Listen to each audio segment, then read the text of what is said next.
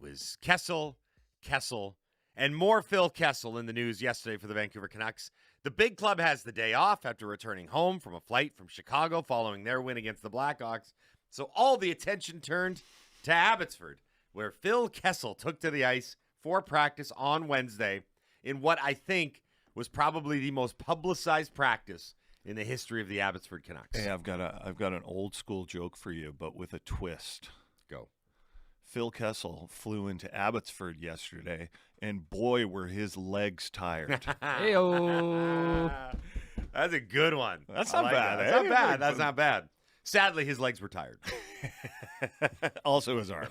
Pretty much every body part. Now, look, there were some media members that were either on hand or were able to obtain video of Phil Kessel's near hour-long skate with the Abbotsford Canucks.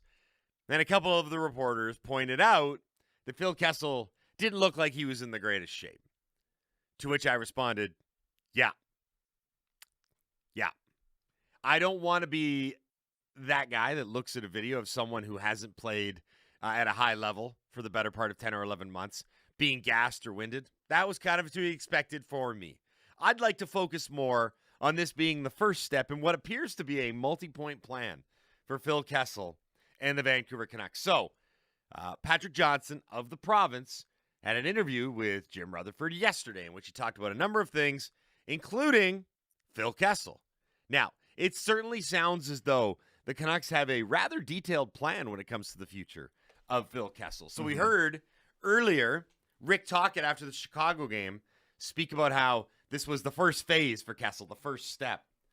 Rutherford then said that Phil Kessel has to, quote, go through a bunch of checkpoints before he can ultimately finish the plan. Checkpoint Charlie? That's right. Checkpoint Phil, or Checkpoint Kessel probably works better. Here's the thing. If you look at the timeline on this, the Canucks really only have one significant deadline that they need to meet in order for Phil Kessel to play with them at any point this year. Mm-hmm. He needs to sign a contract by the trade deadline on March 8th. He doesn't have to be with the Canucks. He doesn't have to be in the NHL at all. All he needs to do is to have signed an NHL contract. From there, they can do a variety of things. He can keep playing in Abbotsford on a pro tryout while he has an NHL contract in hand. He doesn't have to appear in the game before March 8th. He just needs to sign a contract. Right.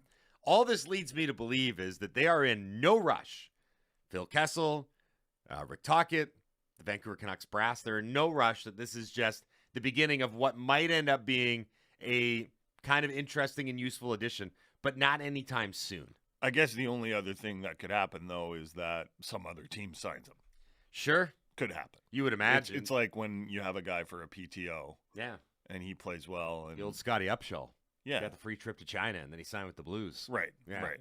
So, there was a lot of publicity yesterday about Phil Kessel, and the cameras were out in Abbotsford.